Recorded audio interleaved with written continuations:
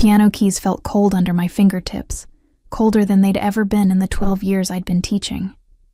I pressed middle C and listened to the note die in the empty studio, swallowed by silence thick enough to suffocate.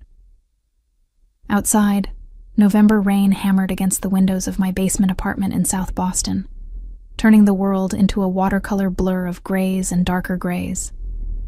My phone buzzed for the 14th time in an hour. Yuri. Again. I'd stopped answering 3 days ago, after the 8th voicemail where his voice cracked with fear he tried to mask as bravado. 22 years old and still so stupidly convinced he could fix his mistakes by making bigger ones. The borrowed money had started small, he'd sworn. Just enough to cover rent after he'd lost his job at the warehouse.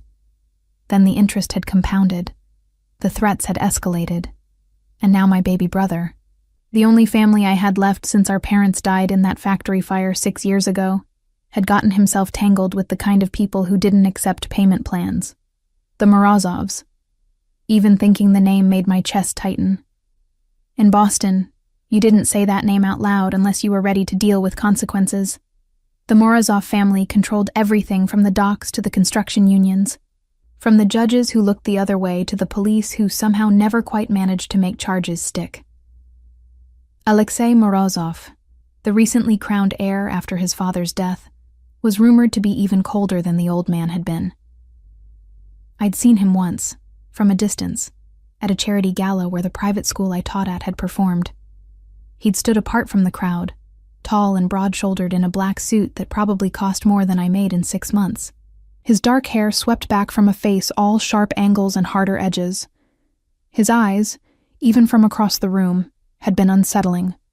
Not brown, not black, but something in between, like frozen earth in winter. He hadn't smiled once the entire evening. My phone buzzed again. This time it wasn't Yuri's number. Unknown caller. My hand trembled as I answered. Hello? Miss LeBlanc. The voice was smooth, accented faintly with something Eastern European. Not a question. He knew exactly who I was. My name is Dmitry Morozov. I believe you know why I'm calling. Ice flooded my veins. Where's my brother? Yuri is safe, for now. A pause, deliberate. He owes our family a considerable sum. $140,000 plus interest accumulated over the past 7 months. The number hit me like a physical blow. I gripped the edge of my piano bench, knuckles white. That's impossible. He told me 20,000. Your brother has been optimistic in his accounting. I heard the smile in his voice, cold and sharp. The question is not the amount, Miss LeBlanc. The question is how we proceed. Yuri cannot pay. This we both know. His earning potential is, shall we say, limited. I'll pay it back. The words rushed out before I could think. I have some savings, maybe 10,000. I can get a second job, work out a payment schedule. We are not a bank, Miss LeBlanc. His tone hardened. We do not offer payment schedules to those who steal from us. Your brother understood the terms when he accepted our money. Steal. The word made my stomach turn. Please, he's just a kid. He made a mistake. A costly one. Another pause. However, there may be an alternative arrangement. Something in his voice made my skin crawl. What kind of arrangement? My cousin Alexei has recently assumed leadership of our family. It's a demanding position. He requires. Shall we call it insurance against further betrayals within our organization? A guarantee of good behavior from those who owe us debts. He let that sink in. You, Miss LeBlanc, would serve as that guarantee. I don't understand. You would live in Alexei's household. You would remain there until your brother's debt is satisfied through other means we will arrange. Your presence ensures Yuri does not attempt to run or do anything further to embarrass our family. The implication crystallized slowly, horribly. You want me as a hostage. Such an ugly word. Dimitri's voice remained pleasant. Think of it as collateral, living collateral. You would be housed, fed, protected.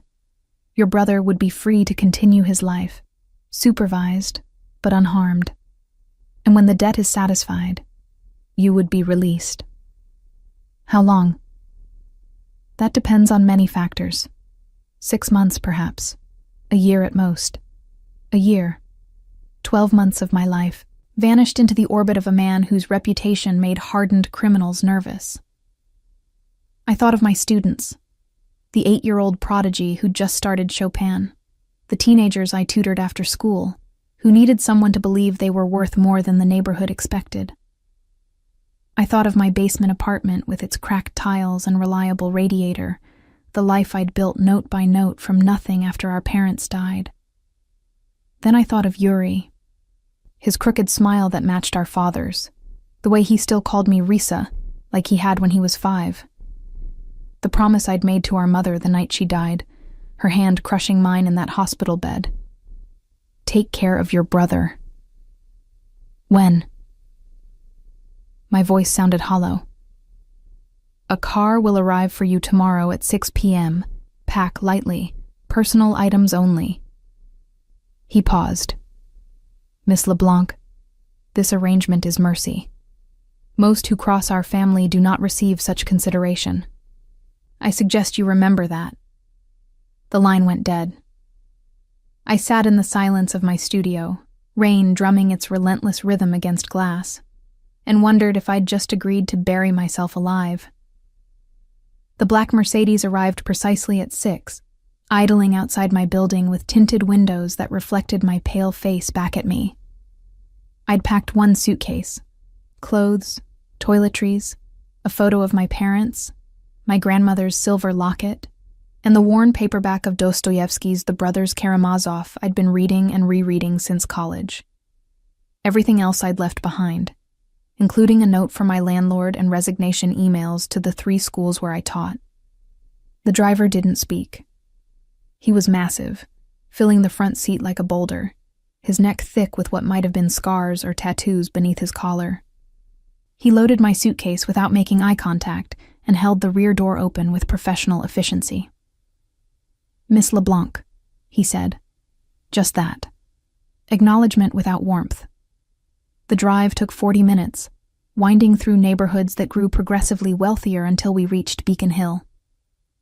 The Morozov estate sat behind iron gates that opened silently at our approach, revealing a 3-story mansion of pale stone and dark windows. Manicured grounds stretched in every direction, dotted with bare November trees that stood like sentinels in the gathering dusk. Beautiful. Absolutely beautiful. And utterly wrong for someone like me. A woman met me at the entrance, late 50s, iron gray hair pulled into a severe bun, expression carved from granite. She looked me over with the assessment of someone evaluating livestock. I am Elena Kuznetsov, she said in heavily accented English. I manage Mr. Morozov's household. You will follow my instructions exactly. You will not wander. You will not disturb Mr. Morozov. You will be invisible unless called upon. Do you understand? Yes. Yes. What? I swallowed. Yes, ma'am. A microscopic nod. Better. Come. She led me through hallways that smelled of lemon polish and old money, past rooms I caught only glimpses of, a library with floor-to-ceiling shelves, a formal dining room with a table that could seat 20, a sitting room with furniture that belonged in a museum. Everything was pristine, untouched, as if the house were a stage set rather than a home. My room was on the 3rd floor, at the end of a long corridor. Small but not cramped, with a single bed, a dresser, a writing desk by the window that overlooked the back gardens. The walls were cream-colored and bare. Anonymous, like a high-end hotel room designed to be forgotten. Dinner is at 7 in the staff dining room. You eat with the household staff. Breakfast at 6, lunch at noon.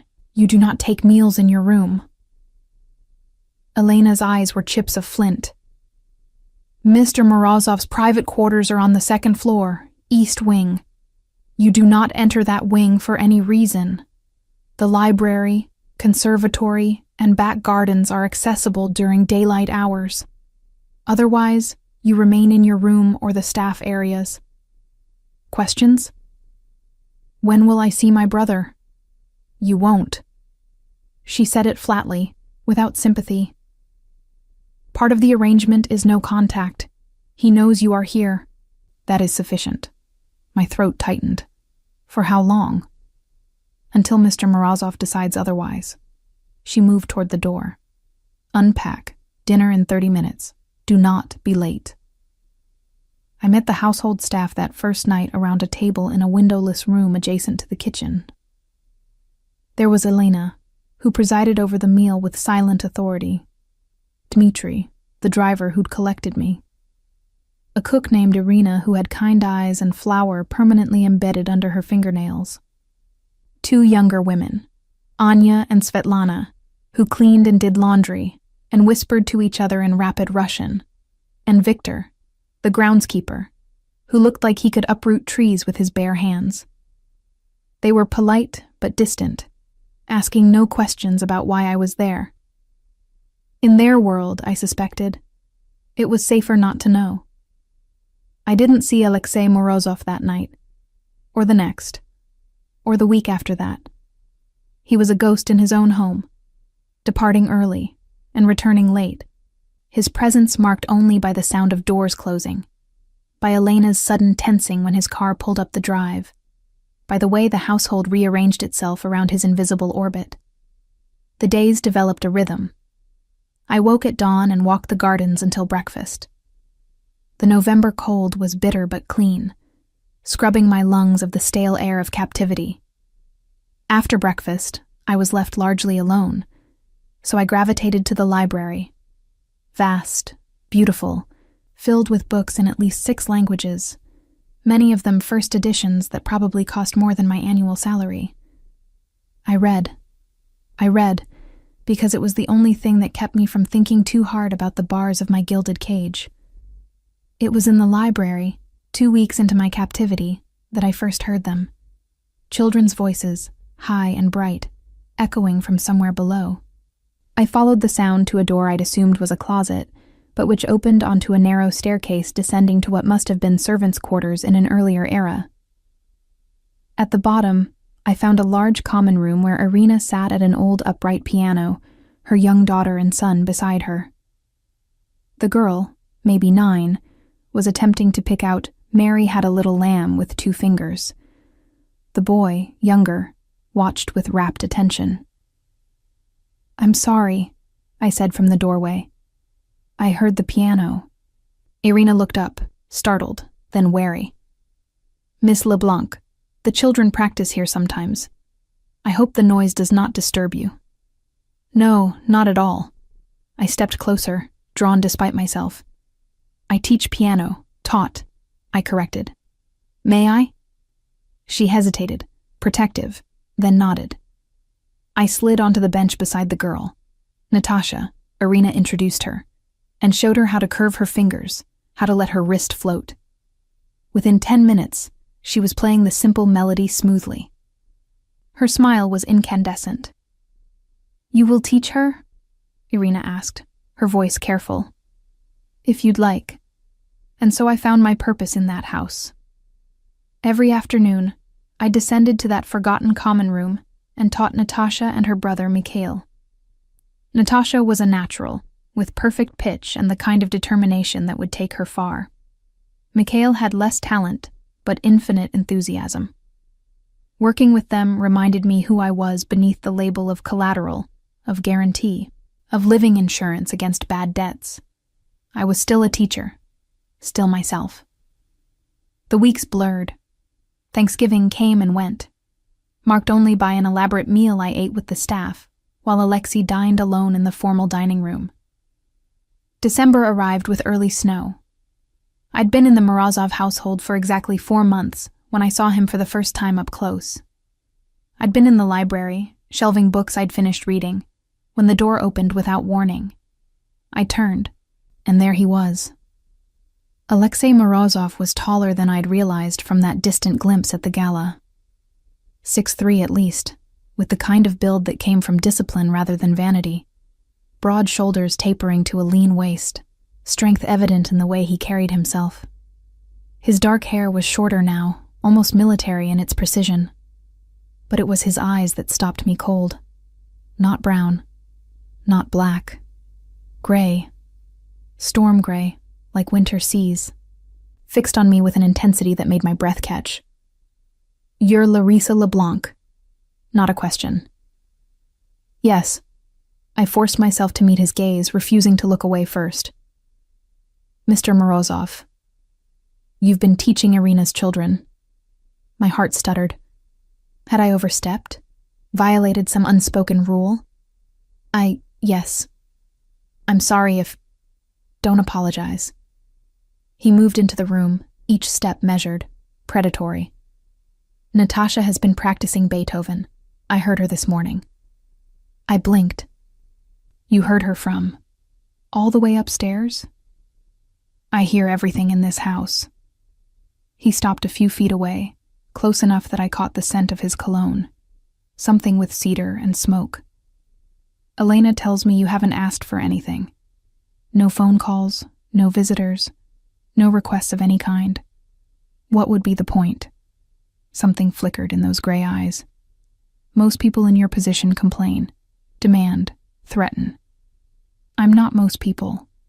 "No." He studied me like I was a puzzle he couldn't quite solve. "You're not."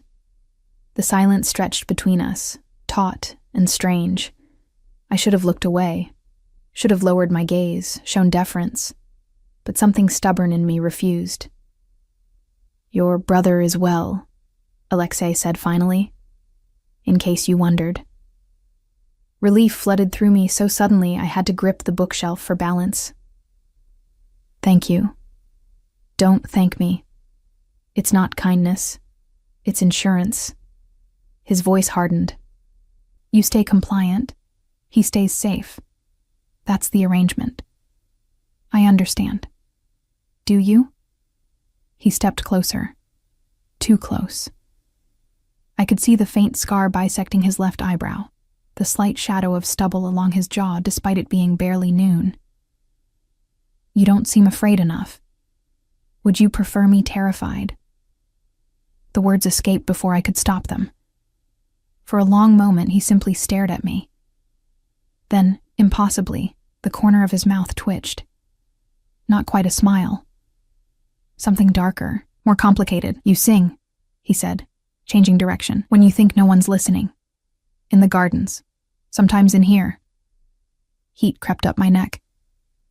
"I didn't realize anyone could hear." "I can. You have a beautiful voice." The compliment, so unexpected, so quietly delivered, sent a strange flutter through my chest. I pushed it down ruthlessly. "Thank you. Keep teaching the children." He moved past me toward the door. "But remember what you are here, Larissa. You're not a guest. You're not staff. You're collateral. The moment you forget, that is the moment you become a problem I have to solve." Then he was gone, leaving only the faint trail of cedar smoke and the pounding of my heart. I stood in the empty library, books forgotten in my hands, and wondered why a threat had sounded almost like a warning. The days after my encounter with Alexei in the library felt different, charged with an awareness I couldn't shake.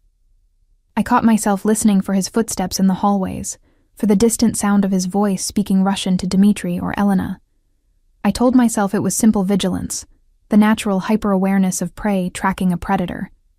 But that didn't explain why my pulse quickened when I heard his car pull up the drive at night, or why I found myself wondering what he did in those private quarters I was forbidden to enter. He'd said he heard everything in this house, which meant he'd heard me singing. The thought made my skin prickle with something I refused to examine too closely. December deepened into true winter. Snow blanketed the gardens in silence, transforming the estate into something from a Russian fairy tale. I continued my routine. Early walks when the cold bit through my inadequate coat, hours in the library, afternoons teaching Natasha and Mikhail. The children had become the bright spots in my gilded captivity. Natasha was advancing rapidly, her small fingers flying through Bach conventions with increasing confidence.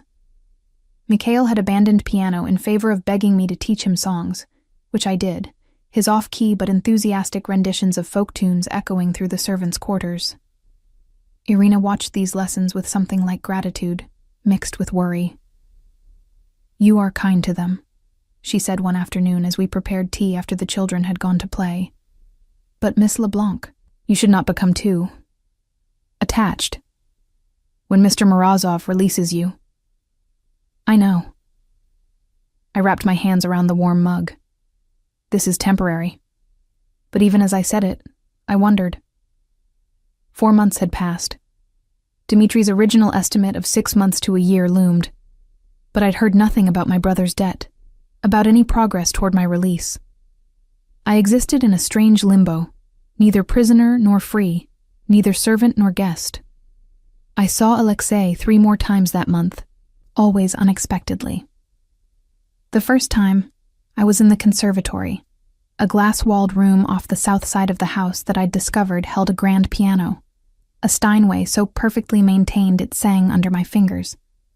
Elena had said nothing about the conservatory being off-limits, so I'd claimed it as my own in the late afternoons when the winter sun slanted through the glass and turned everything golden. I was playing Chopin's Nocturne in E-flat major, lost in the melody's melancholy beauty, when I felt eyes on me. My hands stilled on the keys, and I turned to find Alexei standing in the doorway. "Don't stop." His voice was quiet, almost gentle. My heart hammered, but I turned back to the piano and continued. I felt his presence like a physical weight as he moved into the room, as he settled into one of the chairs positioned to face the piano. I played the piece through to its conclusion, the final notes hanging in the air between us. "You're classically trained," he observed. "Juilliard. Dropped out after my 2nd year when my parents died." I don't know why I told him that. The information felt too personal, too revealing. "Why piano?" I ran my fingers over the keys without pressing them. My grandmother was a concert pianist in Moscow before she emigrated. She taught me that music was the only language that couldn't be taken away, no matter what else you lost. Wise woman. She died when I was 12. But yes, she was. Silence settled between us. Not uncomfortable exactly, but weighted with unspoken things. I risked a glance at him. He sat with his legs crossed, one arm draped over the back of the chair, watching me with those unsettling gray eyes. In the golden afternoon light, he looked younger than his 34 years, almost contemplative. "Dimitri says you've asked for nothing," he said finally. "No phone calls, no letters to your brother, no request to leave the estate even for a supervised walk outside the grounds. What would be the point? You've made it clear what I am here. Asking for privileges seems like a waste of breath. Most people in your situation would ask anyway. Bargain.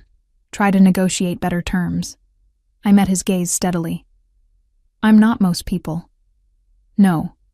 Something flickered across his face, too quick to read. "You're not." He stood abruptly, the moment breaking. "Play something else." It was a command, not a request. But something in his tone made it feel less like the order of a captor, and more like, I didn't know what. I chose another Chopin piece, a waltz this time, lighter and more playful. I felt him listening, felt the quality of his attention like a tangible thing.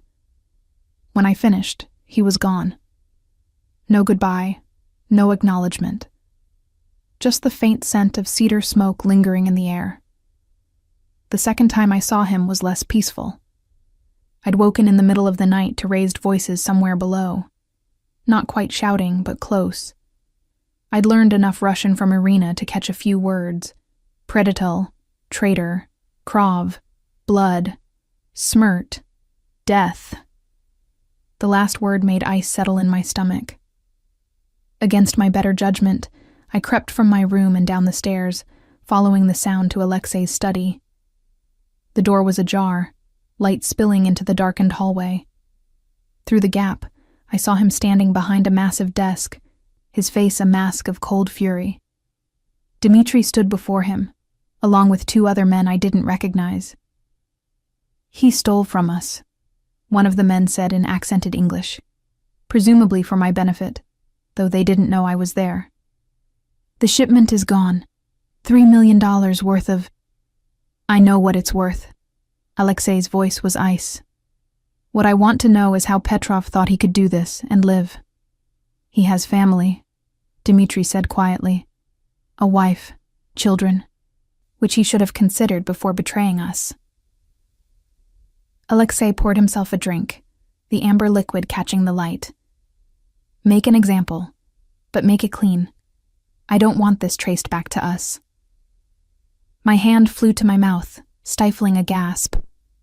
I stumbled backward, my shoulder hitting the wall with a soft thump that sounded deafening in the quiet hallway. The conversation inside stopped. I ran. Quiet as I could, back up the stairs, my heart thundering so hard I thought it might burst. I made it to my room and closed the door just as I heard footsteps in the corridor below. I pressed my back against the door, shaking. Make an example. Make it clean. The casual way he'd ordered what sounded like an execution, as if discussing a business transaction rather than a human life. This was who he was, who they all were. And I'd been foolish enough, in those quiet moments in the library and conservatory, to forget it. Sleep didn't come that night. I lay in bed, watching shadows move across the ceiling, trying not to think about a man named Petrov and what making an example might mean. The 3rd time I saw Alexei, he found me. It was a week before Christmas. I'd been in the library, curled in my favorite chair by the window, reading Anna Karenina in the original Russian, a language I'd studied but never quite mastered. I dozed off, the book open on my lap, lulled by the warmth of the fire and the silence of the house. I woke to find him sitting in the chair across from me. My breath caught. He was dressed more casually than I'd seen him. Black sweater, dark jeans, his hair slightly mussed as if he'd been running his hands through it. He was reading his own book, seemingly unconcerned by my presence. "How long have you been there?" My voice came out rough with sleep. 20 minutes. He didn't look up from his book. "You talk in your sleep, in Russian mostly. Your accent needs work." Heat flooded my cheeks. What did I say? Nothing coherent. Now he did look at me, and something in his expression made my pulse skip. "You apologized to someone named Yuri, repeatedly." My brother's name on his lips made my chest tighten. "Is he?" "He's fine. Working at one of our warehouses. Supervised, but unharmed." Alexei closed his book. "You worry about him?" "He's my brother. Of course I worry. Even though his stupidity is the reason you're here." The bluntness stung. He made a mistake. He's young. He's an adult who made adult choices with adult consequences. Alexei leaned forward, elbows on his knees. "And you're paying for those choices. Does that not make you angry?" It did. God, it did. Some nights I lay awake, seething with resentment, with the unfairness of it all. But I'd learned young that anger without outlet was just poison. "Anger doesn't change anything," I said finally. "No, but it's honest." His eyes held mine. "I'd respect you more if you raged, screamed, threw things. This. Compliance. It's unnatural. Would you prefer me to be a problem?" I echoed his words from our first conversation. "I'd prefer you to be real." The words hung between us, intimate in a way that made my skin prickle. I looked away first, unable to hold his gaze. "I heard you," I said quietly. "Last week, in your study, you ordered someone killed." I expected denial, anger. Instead, he simply nodded. "Petrov stole from us, put 15 of my people at risk with his theft. In my world, That has only one consequence. And you don't feel anything? No guilt? I feel responsible. His voice hardened. For the people who depend on me, who trust me to protect them. Petrov chose to betray that trust. I chose to protect my family. Guilt is a luxury I can't afford. I pulled the blanket tighter around myself. I don't understand how you live like that. You don't have to understand. You just have to stay out of the way. He stood, moving to the fireplace. That's what you're good at, isn't it? Staying invisible. Not making waves. Existing in the margins of other people's lives. The observation cut deeper than it should have. You don't know me. Don't I? He turned, backlit by flames. You teach piano to children who aren't yours. You read books in languages you haven't mastered. You sing when you think no one's listening. You've been here 4 months and haven't asked me for a single thing. You're so busy being what everyone needs you to be that I'm not sure you know who you actually are. Anger flared, bright and welcome. And you do? Know who you are? I know exactly who I am. I'm the man who keeps 50 families fed and safe. I'm the man who makes hard decisions so others don't have to. I'm the man who inherited an empire built on blood and is trying to keep it from drowning in more. He moved closer. I know my purpose. Do you know yours? I stood, refusing to let him tower over me. My purpose right now is to be your collateral, your guarantee, your living insurance policy. You've made that very clear. That's what you are, not who. He was close now, close enough that I had to tilt my head back to meet his eyes. Who are you, Larissa LeBlanc, when you're not being what other people need? I didn't have an answer. The realization hollowed me out. Alexei's expression softened, just fractionally. When you figure it out, let me know. He left me standing by the fire, shaking with emotions I couldn't name. Christmas came quietly.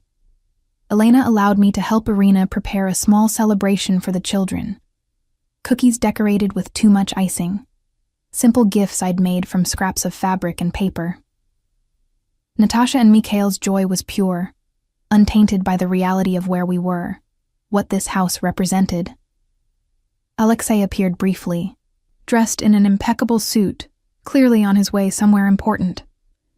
He handed Natasha and Mikhail each a wrapped present, a professional keyboard for Natasha, a child-sized guitar for Mikhail. The children squealed with delight. His eyes found mine across the room. I mouthed, "Thank you." He nodded once and was gone. That night, alone in my room, I found a package on my bed. Inside was a book, a first edition of Rachmaninoff's piano concertos, with handwritten notes in the margins in Russian. The inscription on the flyleaf read, "To Katya, who made even the hardest pieces sing. With love, Grandmother Morozov." His grandmother's book. He'd given me his grandmother's book. I sat on the edge of my bed, the volume cradled in my hands, and felt something crack open in my chest. Something dangerous and foolish and completely unwelcome. I was beginning to understand Alexei Morozov. Worse, I was beginning to care. And in this house, caring was the most dangerous thing I could do. January arrived with bitter cold, and the strange realization that I'd been in the Morozov house for 5 months. 5 months of existing in the margins, of teaching children who weren't mine, of reading books in a library that felt like borrowed time. 5 months of catching glimpses of a man I was supposed to fear, but instead found myself thinking about at odd hours. The book Alexei had given me, his grandmother's annotated Rachmaninoff, sat on my nightstand like an accusation. I played through the concertos in the conservatory, following her notes, her insights into phrasing and dynamics. She'd been brilliant. The marginalia revealed a mind that understood music not as performance, but as conversation, as prayer. I wondered if Alexei knew what he'd given me. If he understood that this wasn't just a book, but a piece of his history, his family. I wondered why he'd thought I deserved it. The household had settled into a rhythm around me. Elena no longer watched me with quite so much suspicion. Irina invited me to share tea with her after the children's lessons. Even Dmitri, the taciturn driver, had nodded a greeting when we passed in the hallway. But Alexei remained a ghost, a presence felt more than seen. I heard him on phone calls conducted in rapid Russian. I smelled cedar smoke in rooms he'd recently left. Once, I found a coffee cup still warm in the library, abandoned on the table beside a legal document in Cyrillic that I quickly stopped trying to read. It was Dmitri, the cousin who'd first contacted me about the arrangement, who broke the pattern. I encountered him in the library on a gray afternoon in mid-January. I'd been shelving books when he appeared in the doorway, his expression pleasant, but his eyes calculating in a way that made my instincts scream. "Miss LeBlanc, how are you settling in?" I set down the books I'd been holding. "Well enough, thank you. I hear you've been teaching Irina's children. How charitable." He moved into the room, his movements fluid, almost lazy. My cousin has always had a weakness for charity cases. Something in his tone set my teeth on edge. "Is there something I can help you with, Mr. Morozov?" "Dmitri, please. We're practically family now." His smile didn't reach his eyes. "I wanted to check on you. Ensure you're being treated well. After all, your comfort reflects on our family's honor." "I have no complaints." "No?" He picked up a book from the table, examining it with feigned interest. 5 months is a long time to be separated from your life, your brother, your students. Don't you miss them? Of course. I kept my voice neutral, but I understand the terms of the arrangement. Such acceptance. Admirable. He set the book down with deliberate care. Though I wonder, does Alexei appreciate your compliance? Or does he simply take it for granted? I didn't answer. Dmitri smiled. He's always been like that, you know, taking things for granted. His father's empire, handed to him on a silver platter. The loyalty of men twice his age who should have inherited leadership. Even you, a beautiful, educated woman living under his roof, and he barely acknowledges your existence. The implication in his words made my skin crawl. "Mr. Morozov." "Dmitri," he corrected, moving closer. "I'm not like my cousin, Miss LeBlanc. I see you. I appreciate what you've sacrificed. If you ever need anything at all, I hope you'll come to me." Before I could respond, Alexei's voice cut through the room like a blade. "Dmitri." We both turned. Alexei stood in the doorway, his expression neutral, but his eyes hard as flint. He looked between us, taking in the distance, or lack thereof, between Dmitri and me. "Cousin," Dmitri's pleasant mask never slipped. "I was just welcoming Miss LeBlanc, ensuring she feels at home." How thoughtful. Alexei's voice was soft, dangerous. "I'm sure she appreciates your concern. Now, we have business to discuss. My office, 5 minutes." It wasn't a request. Dmitri inclined his head, shot me one last smile, and departed. Alexei remained in the doorway, his gaze still fixed on me. What did he want? Not angry, something else. He said he was checking on me. I wrapped my arms around myself, making sure I was comfortable. "And were you? Comfortable?" I met his eyes. "No." Something shifted in his expression. "Good. Stay away from Dmitri. If he approaches you again, tell me immediately." "Why? What?" "Just do as I ask." He moved into the room, the energy changing. "How are the children progressing?" The abrupt subject change through me. "Natasha is ready to perform. Mikhail is. Enthusiastic, if not technically proficient." The corner of his mouth twitched. Almost a smile. Like his father was with the balalaika, according to Irina. You knew his father? Victor served my father for 20 years. He died protecting him. Alexei's voice was matter-of-fact, but I caught something beneath it. Taking care of his family is the least I can do. I thought of the expensive instruments he'd given the children, of Irina's secure position in his household. Acts of loyalty repaid. That's why you let me teach them, I said slowly. Not kindness. Obligation. Does it matter? The result is the same. It matters to me. He studied me for a long moment. Why? Because I'd like to think some things in this house aren't transactions, aren't just business. Everything is business, Larissa. The sooner you understand that, the safer you'll be. But even as he said it, his gaze dropped to the book on my nightstand, his grandmother's Rachmaninoff. When his eyes returned to mine, something unspoken passed between us. I should go, I said, suddenly needing distance from whatever this was. Wait. He reached into his jacket and produced a phone. Not a smartphone, but a simple flip phone, the kind you could buy prepaid. For emergencies, it has one number programmed. Mine. I stared at it. I don't understand. If Dmitri or anyone else makes you uncomfortable, if you need something, use it.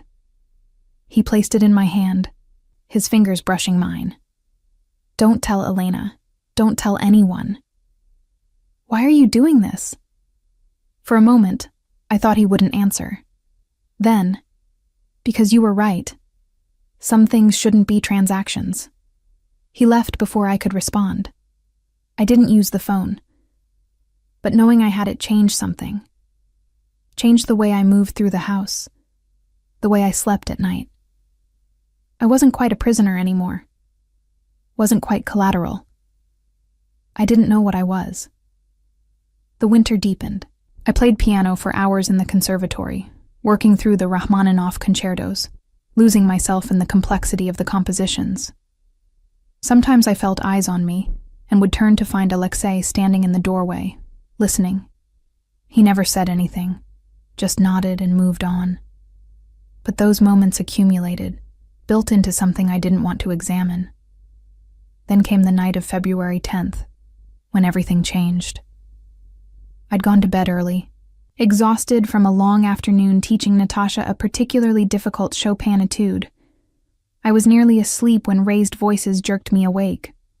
Not from downstairs this time, but from the hallway outside my room. Telling you it's a mistake to trust him. A woman's voice, unfamiliar. Your opinion is noted. Alexei, cold as winter stone. He's been meeting with the Volkov family 3 times in the past month. The woman again. He's planning something. Dmitri is ambitious. I've known this since we were children.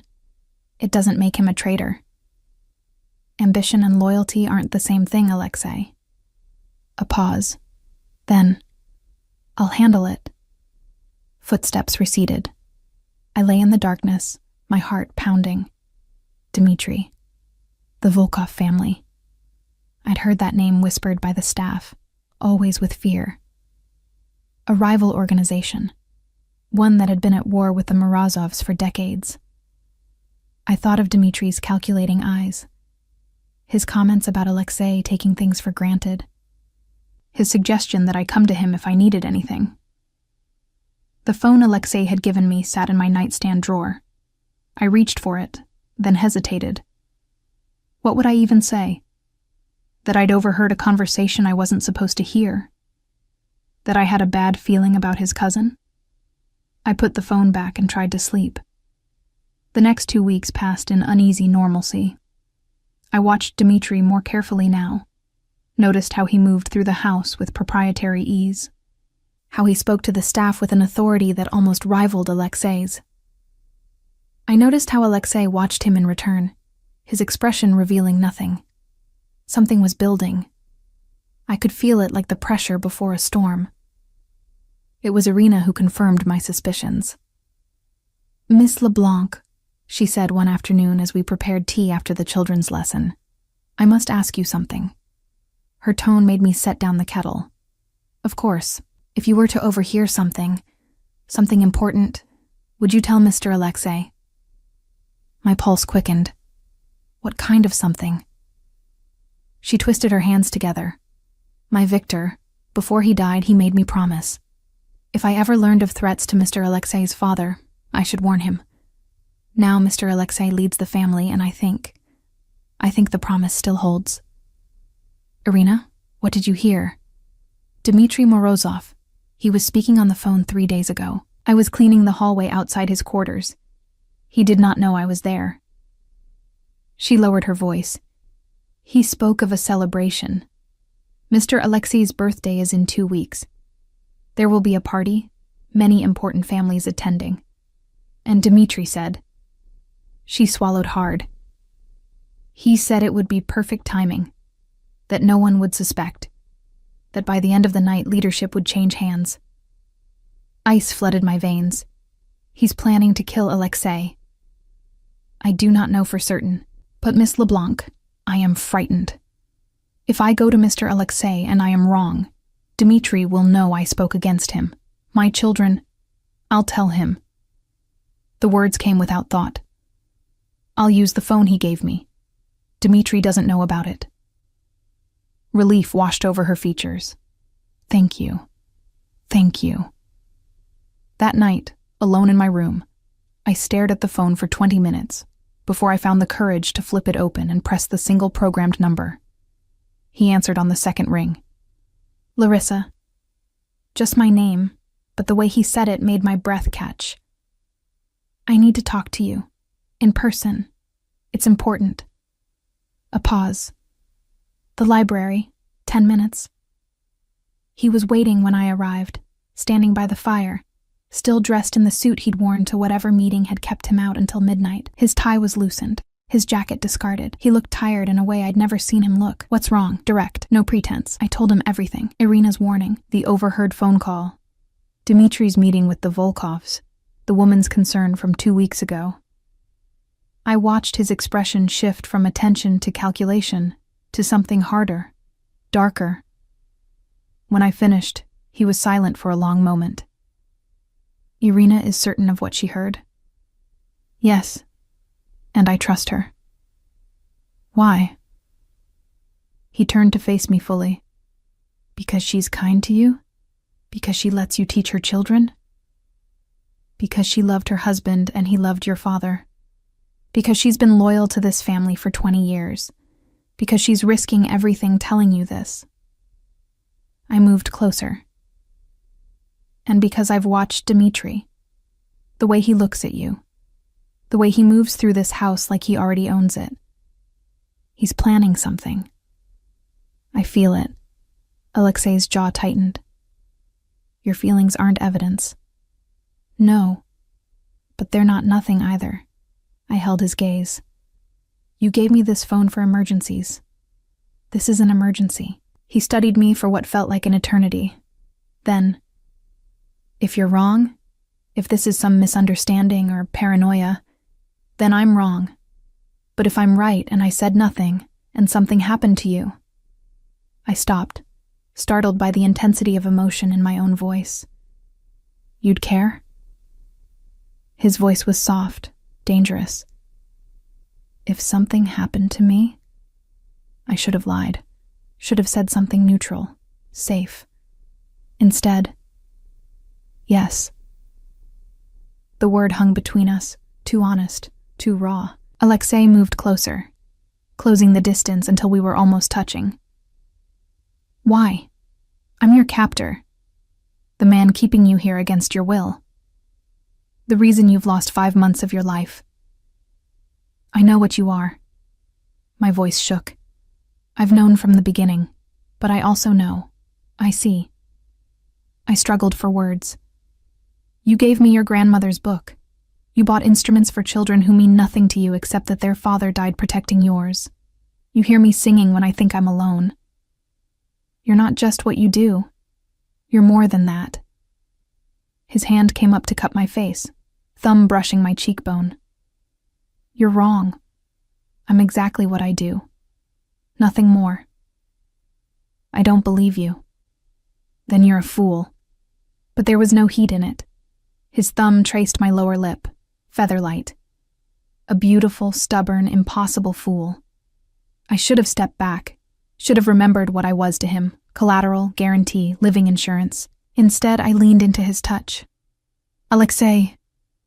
The study door burst open. Dmitri rushed in, his face pale. "Boss, we have a problem. The shipment from Gdansk."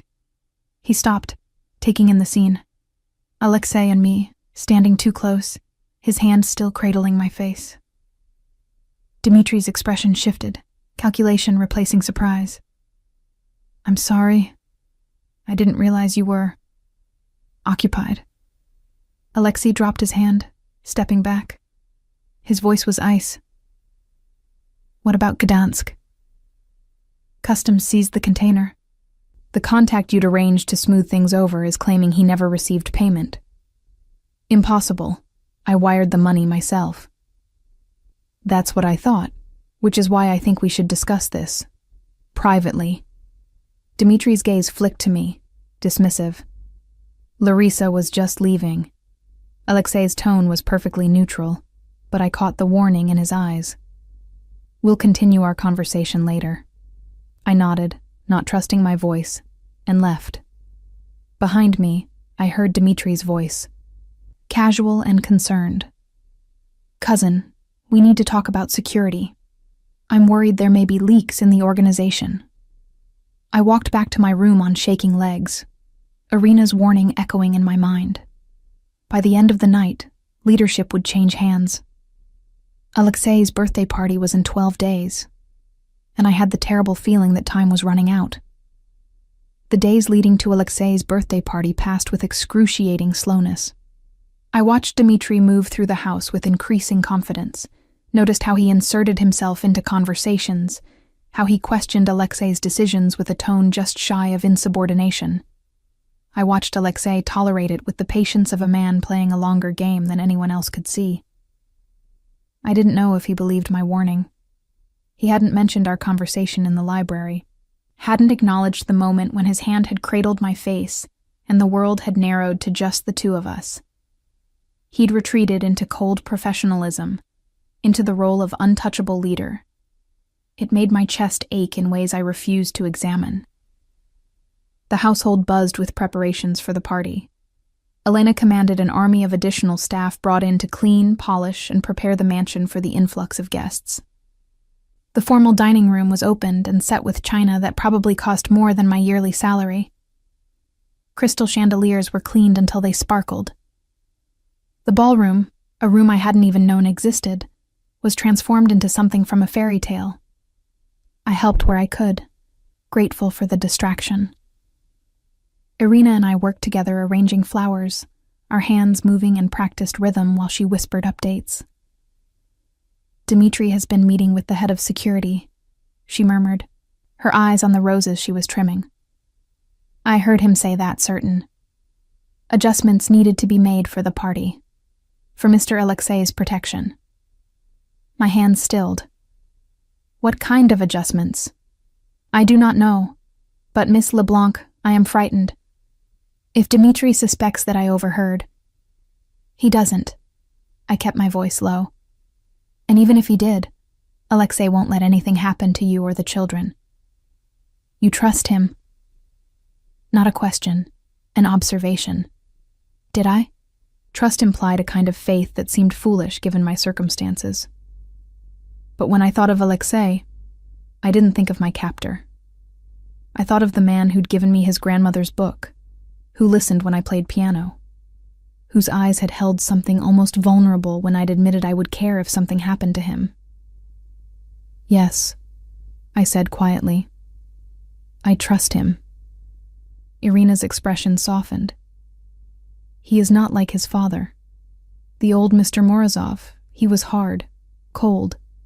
But Alexei, he has his grandmother's heart beneath all that ice. I thought of the annotations in the Rachmaninoff book, of a woman who'd understood music as conversation, as prayer. If Alexei had inherited even a fraction of her capacity for feeling, he hid it well. The party was set for Saturday evening. By Friday morning, the tension in the house had reached a breaking point. I saw it in the way Dmitri smiled too widely, in the way Alexei's shoulders carried a new tightness, in the way the security detail had doubled without anyone officially acknowledging it.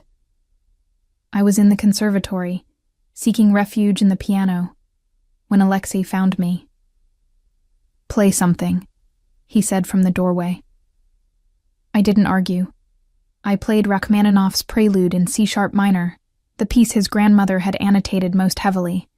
Her notes spoke of darkness and light, of finding beauty and melancholy. I poured everything into the music, my fear, my growing feelings for a man I shouldn't care about, my desperate hope that I was wrong about Dmitri. When I finished, Alexei was sitting in his usual chair, his expression unreadable. "Tomorrow night," he said without preamble, "I want you to stay in your room, no matter what you hear, no matter what happens. Promise me." My heart stuttered. "You believe me? About Dmitri?" "I've had him watched since our conversation. The evidence is concerning." He leaned forward, elbows on his knees. "There will be security everywhere. I'll be protected. But I need to know you're safe." "Why do you care?" The question escaped before I could stop it. "I'm just collateral. Remember?" His eyes met mine, gray as winter storms. "You haven't been just anything in a long time." The admission hung between us, weighted with everything we hadn't said. "Alexei, promise me, Larissa. Promise me you'll stay in your room." I should have agreed. Should have taken the easy out, the safe option. Instead, what if something goes wrong? What if you need... I won't need anything except the knowledge that you're safe. He stood, moving closer. "You've already given me the warning. You've already done more than anyone should ask of their captive. Don't risk yourself further. Because I'm valuable collateral? Because you matter." The words came out rough, almost angry. "To the children. To Irina. To..." He stopped, jaw tightening. "To you?" I supplied softly. He closed his eyes briefly, and when he opened them, the vulnerability in his expression nearly undid me. I don't have the luxury of allowing people to matter. Everyone who matters becomes a target, a weakness to be exploited. You've been safe precisely because no one knows what you've become to me. And what have I become? He reached out, tucking a strand of hair behind my ear with devastating gentleness. The one person in this house who sees me and still stays. I don't have a choice about staying. You have a choice about how you see me. Most people look at me and see a monster. You look at me and see... I don't know what you see. But it's not fear. I thought of all the moments I'd watched him. The careful way he handled his grandmother's book. The kindness he showed to Victor's children. The weight he carried on those broad shoulders. The burden of keeping an empire from drowning in blood. I see a man trying to be better than what he was born to, I said. A man who gave me his grandmother's book because he knew I'd understand the music the way she did. A man who's terrified that tomorrow night his cousin will try to kill him, but who's more worried about a piano teacher's safety than his own. His hand cupped my face, thumb tracing my cheekbone. "You're wrong about me, Larissa. I'm not good. I'm not redeemable. I've done things that would make you sick if you knew the full extent. I know what you are. I've known from the beginning. Then why..." His voice cracked slightly. "Why do you look at me like that? Like what? Like I'm worth saving." My breath caught. I covered his hand with mine, pressing it more firmly against my face. "Because you are." For a long moment we stood frozen, the conservatory quiet except for our breathing. Then Alexei leaned down slowly, giving me every opportunity to pull away. I didn't. His lips brushed mine, soft, questioning. I answered by rising on my toes, by wrapping my hand around the back of his neck, by kissing him with all the complicated, impossible feelings I'd been fighting for months. He made a sound low in his throat and pulled me closer, one arm banding around my waist. The kiss deepened, became something desperate and honest. This wasn't captor and captive. This was two people who'd been circling each other for months, finally allowing themselves to collide. When we broke apart, both breathing hard, his forehead rested against mine. "I can't keep you," he whispered, "even if I wanted to. You deserve better than this life, better than me. Don't I get a say in what I deserve?" "No, because you'd choose wrong." He pressed one more kiss to my forehead, achingly gentle. "Promise me you'll stay in your room tomorrow night." I wanted to argue, wanted to tell him I was done being obedient, done staying out of the way, but the plea in his eyes unmade me. "I promise." Saturday arrived with crystalline winter sunshine that felt like mockery. I spent the day helping with last-minute preparations while trying not to think about what the evening might bring. Guests began arriving at 7, their expensive cars lining the circular drive. I watched from my window as Boston's elite filed into the mansion. Politicians, judges, business owners, and others whose exact professions were deliberately vague. This was Alexi's world. Power and danger wrapped in elegant clothing, violence lurking beneath polite conversation. At 8, I heard music start below, the string quartet Elena had hired. At 9, I heard laughter and the clink of glasses. At 10, someone gave a toast. I couldn't make out the words, but I heard Alexei's name and the resulting applause. At 10:30, I heard a sound that made my blood run cold. A woman's scream, cut short. The music stopped abruptly. Shouts in Russian and English, overlapping. I was on my feet and out my door before I remembered my promise. The house was chaos. Guests flooded the hallways, security shouting for people to evacuate. I fought against the tide, searching for Alexei in the mass of panicked bodies. Then I saw him. He was in the grand hallway at the base of the stairs, Dmitri beside him, both of them surrounded by security. They appeared to be arguing about something. Dmitri's face was flushed, his voice carrying, "Need to get you to the safe room now." "I'm not hiding from threats in my own house," Alexei countered. That's when I saw him. A man on the second-floor balcony, moving with purpose through the fleeing guests. His hand went to his jacket, and I saw the glint of metal. A gun. Time seemed to slow. I saw the man's arm extend, saw him sight down the barrel, saw Dmitri step subtly aside, leaving Alexei exposed. I was running before conscious thought caught up with my body. "Alexei!" I screamed his name as I threw myself forward. His head turned, eyes widening as he saw me. I crashed into him with all my weight, sending us both sprawling. The gunshot was deafening in the enclosed space, and something white-hot tore through my shoulder. I heard Alexei shouting, heard more gunshots, heard screams. Then his face was above mine, his hands on my shoulders, and I realized I was lying on the marble floor in a spreading pool of something warm. "Larissa. Larissa, look at me." His voice cracked. "Why did you—" "I told you to stay in your room." "You're welcome," I managed. Then the world tilted sideways and went dark. I woke to whiteness. White ceiling, white walls, the antiseptic white smell of hospitals. Pain radiated from my shoulder in waves, sharp and insistent. I tried to move and gasped as fire shot through my upper body. "Don't." A rough voice, familiar. "The doctors said you need to stay still." I turned my head, slowly, carefully, and found Alexei sitting in a chair beside my bed. He looked terrible. His normally immaculate appearance was destroyed. Stubble darkened his jaw. His shirt was wrinkled and stained with what might have been blood. His eyes were shadowed with exhaustion. But he was alive, whole. You're okay, I whispered, my throat raw.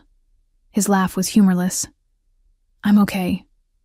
You took a bullet meant for me and you're asking if I'm okay. Memories filtered back.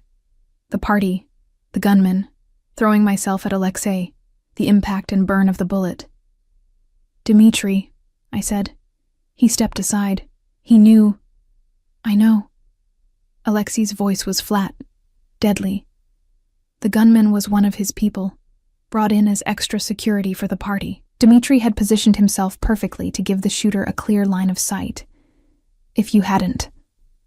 He stopped, jaw clenched. The bullet would have hit me center mass. Is he dead? Shot while trying to escape. His eyes met mine. By my hand. I should have felt horror. Should have recoiled from the casual admission of killing his own cousin. Instead, I felt only relief. Good. Alexei's eyebrows rose slightly. Good. He was going to kill you. He deserved what he got. I tried to sit up and immediately regretted it as pain lanced through me. Stop moving. Alexei stood, pressing a button for the nurse. You were in surgery for 3 hours. The bullet shattered your clavicle, damaged muscle and tissue. You're lucky to be alive. How long have I been unconscious? 2 days. He sat back down heavily, as if standing had taken all his energy. You spiked a fever after surgery. The doctors were worried about infection, sepsis. He ran a hand through his hair, the gesture uncharacteristically uncertain. I thought I'd lost you. The raw admission hung in the air between us. I reached out with my good hand, finding his. His fingers immediately intertwined with mine, gripping almost painfully tight. I'm here, I said softly. I'm okay. You shouldn't be here. You should be in your apartment teaching piano to children who aren't caught up in this world. You should be safe. His voice broke slightly. Instead, you threw yourself in front of a bullet for me. Why? Why would you do something so monumentally stupid? Because the alternative was watching you die. I squeezed his hand. I couldn't let that happen. Why not?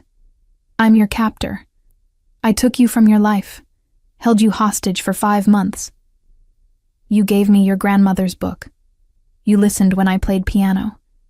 You worried about a piano teacher's safety more than your own. You made me see. I struggled for words through the medication haze. You made me see the man underneath the monster you pretend to be. Alexei closed his eyes, bringing my hand to his lips. He pressed a kiss to my knuckles, and I felt moisture that might have been tears. You almost died, Larissa. You almost died saving me. Do you understand what that means? What you've done? I saved your life. You've ruined me. He looked at me then, his gray eyes bright with unshed tears. Because now I can't let you go. I've tried. God knows I've tried to think of you as just collateral, just business. But you're not. You haven't been for months. And now that you've nearly died for me. His voice dropped to barely a whisper. How am I supposed to let you walk away from this? From me? My heart stuttered. Who says I want to walk away? You should want to. Any sane person would run from what I am, from this life. Maybe I'm not sane. I managed a weak smile. I fell for my captor. That's definitely not sane. His breath caught. Fell? The truth sat between us, impossible to take back. I love you. I probably have for weeks, maybe longer. I tried not to. But Alexei, when I saw that gun pointed at you, the only thing I could think was that I couldn't lose you. Not like that. Not ever. For a long moment, he simply stared at me. Then he leaned forward, pressing his forehead to mine with exquisite gentleness. I don't deserve you, he whispered. I don't deserve your love or your sacrifice, or the way you look at me like I'm worth saving. But God help me, I'm too selfish to give you up. Then don't. He kissed me then, soft and careful, mindful of my injuries. When he pulled back, his eyes were wet. I love you, Larissa LeBlanc. I think I've loved you since the day I found you in the library, surrounded by books, singing under your breath. You walked into my world and made it lighter, better. You made me want to be better. The nurse arrived, followed by a doctor who checked my vitals and adjusted my medication. Alexei stepped back, wiping his eyes, composing himself back into the controlled leader.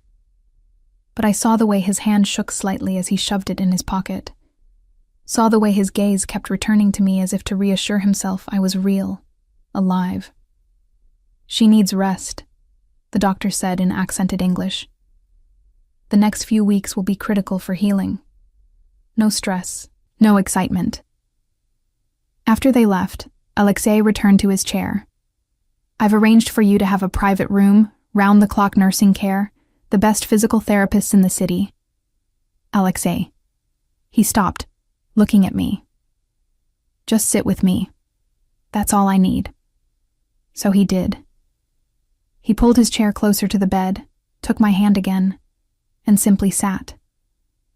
No words, just his presence and the steady rhythm of his thumb stroking circles on my wrist. I drifted in and out of sleep. Each time I woke, he was there. Sometimes reading documents with his free hand.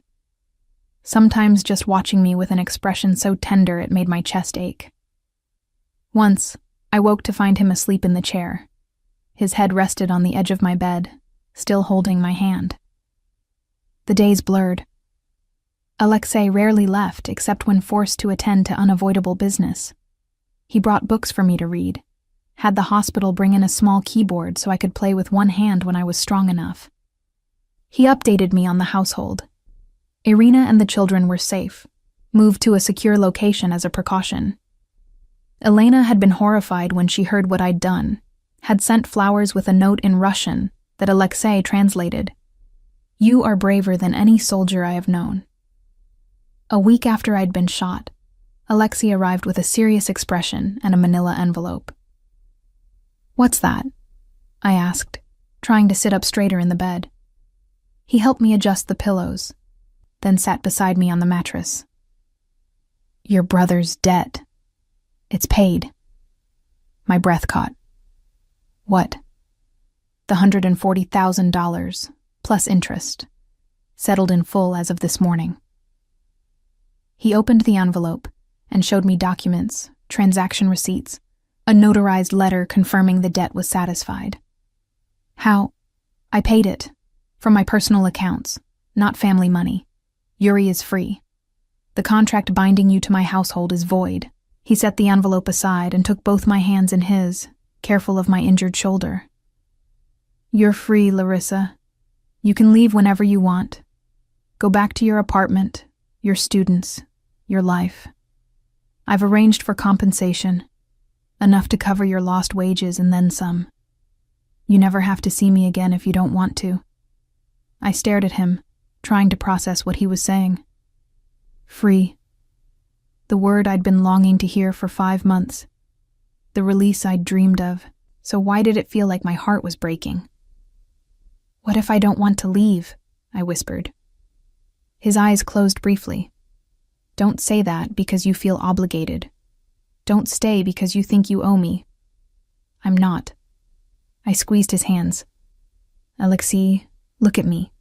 He did, and I saw fear there. Real, genuine fear that undid me completely. I don't want to go back to my old life. I took a shaky breath. I want to stay. With you. Not as collateral or a captive or whatever I was before. As your equal. As someone who chooses to be here. The life I lead. I know what your life is. I've lived in your house for 5 months. I've seen enough to understand what I'd be choosing. I touched his face with my good hand. And I'm still choosing it. Choosing you.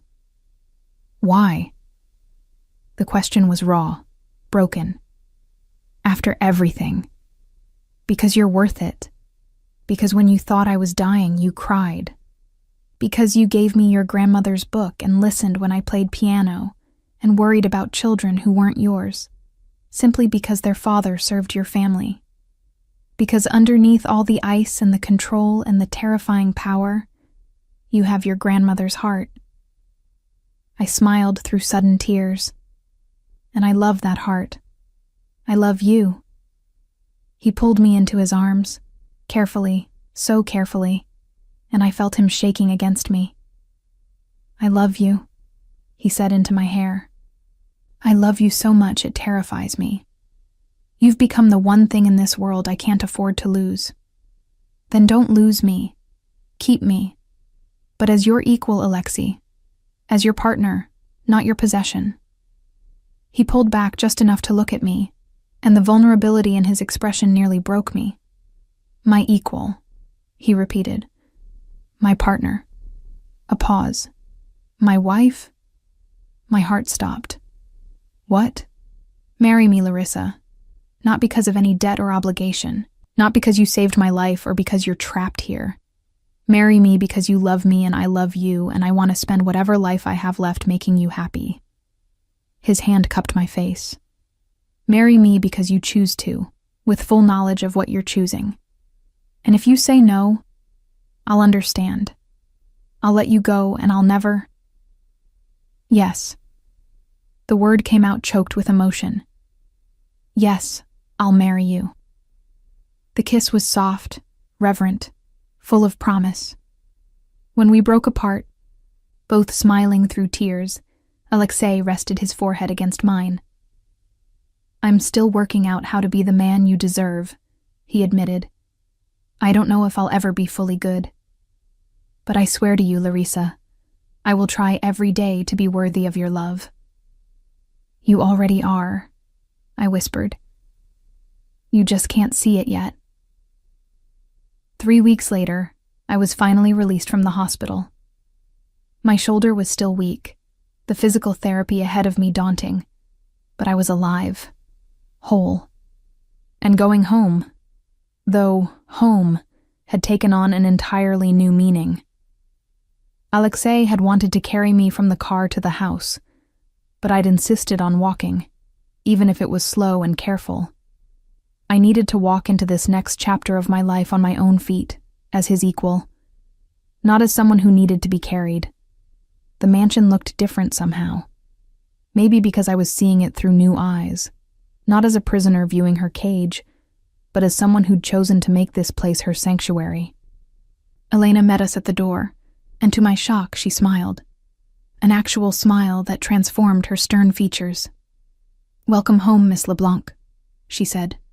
Then, after a pause, "The children have been asking for you." My chest warmed. "Are they here?" "In the conservatory. I hope you do not mind. Mr. Morozov had the piano tuned for your return." I looked at Alexei, who shrugged with obviously feigned innocence. "You'll need to keep up your strength. The children are excellent motivation." The conservatory had indeed been transformed. The piano gleamed, fresh flowers adorned the small tables, and Natasha and Mikhail practically vibrated with excitement when they saw me.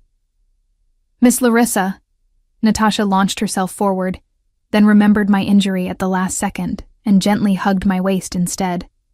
"Mama said you were very brave, that you saved Mr. Alexei." "I did what anyone would do," I said, stroking her dark hair. "Not anyone," Irina said from the doorway, Alexei behind her.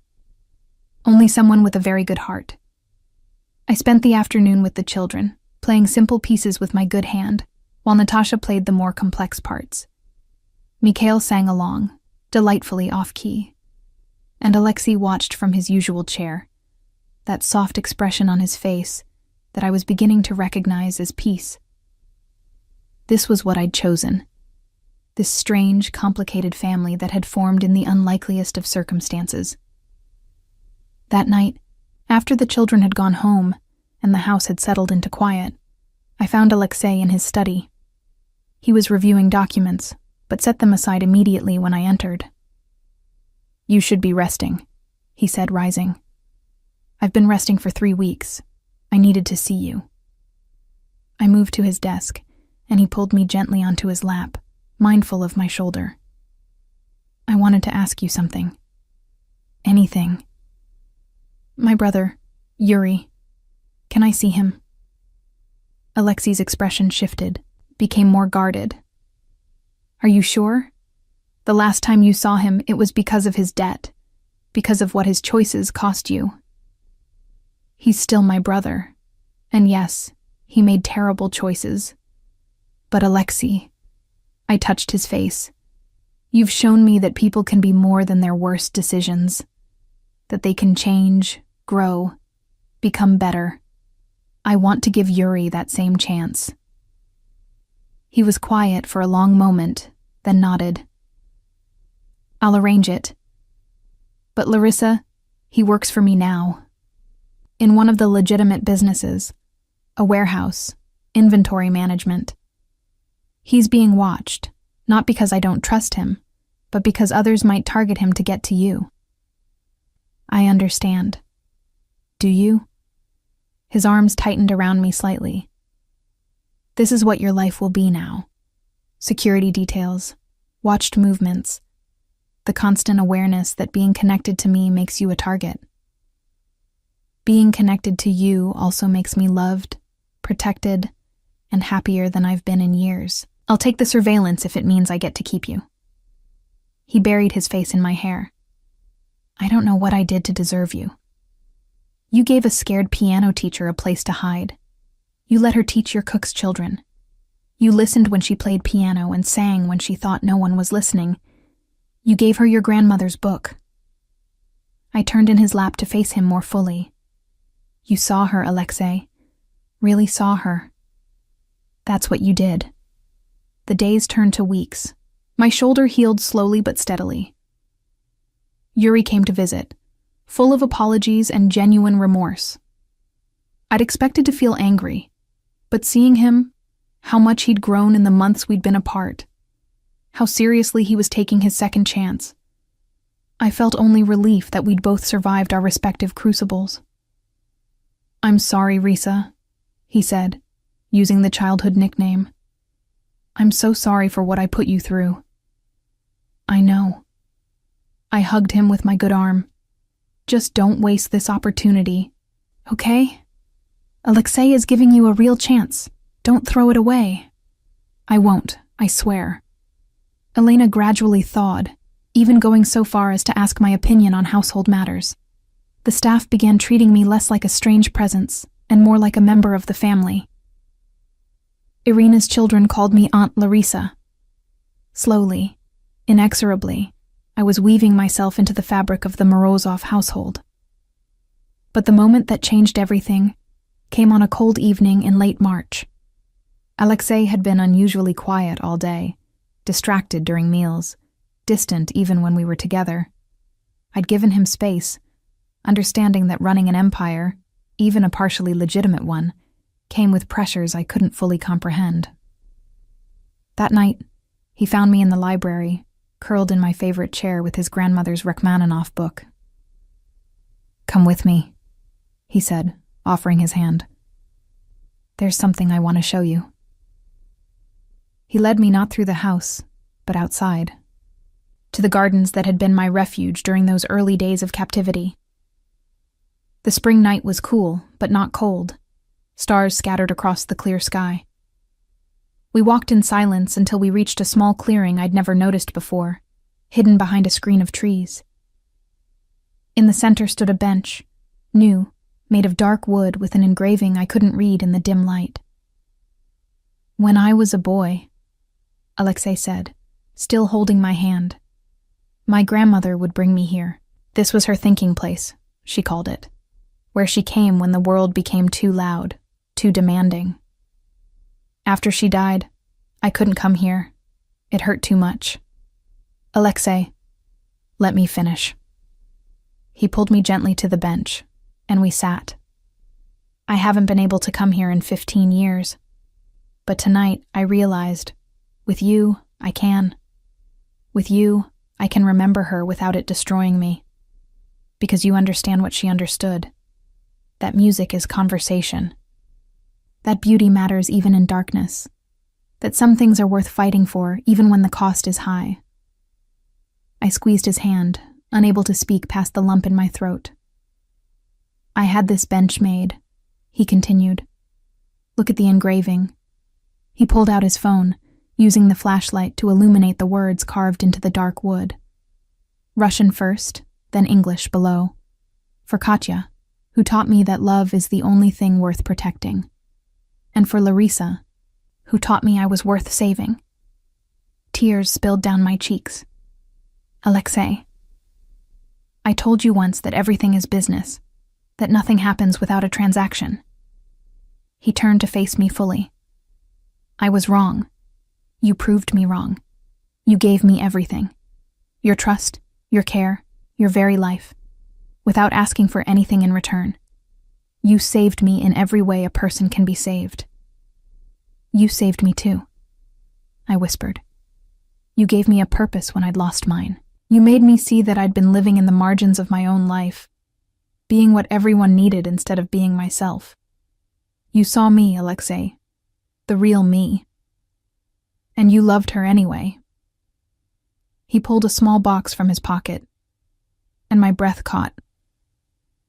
I know I already asked you to marry me in that hospital room, he said, opening it to reveal a ring, platinum with a single perfect diamond, simple and elegant.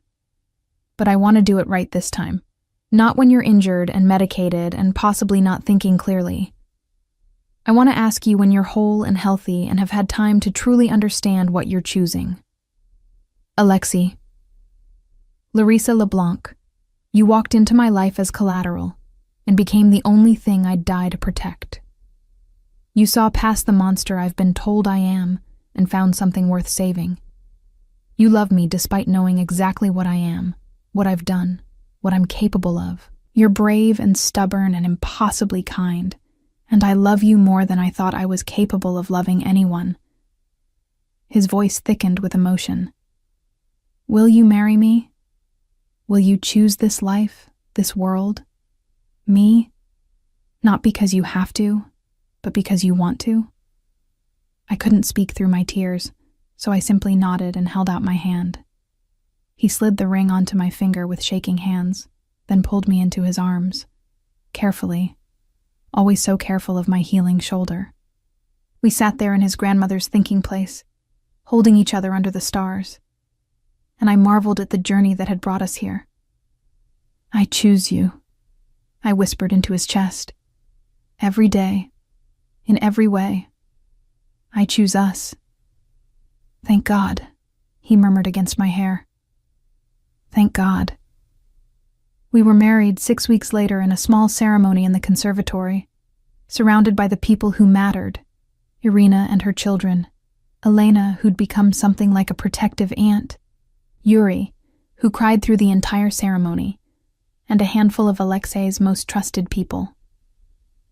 I wore a simple silk dress the color of cream, carried a bouquet of the wildflowers that grew in the gardens. Alexei wore a dark suit and looked at me like I'd hung the moon. When the officiant pronounced us husband and wife, when Alexei kissed me with a gentleness that belied his reputation, I felt the final chains of my past life fall away. I was no longer Larissa LeBlanc, piano teacher, sister, survivor.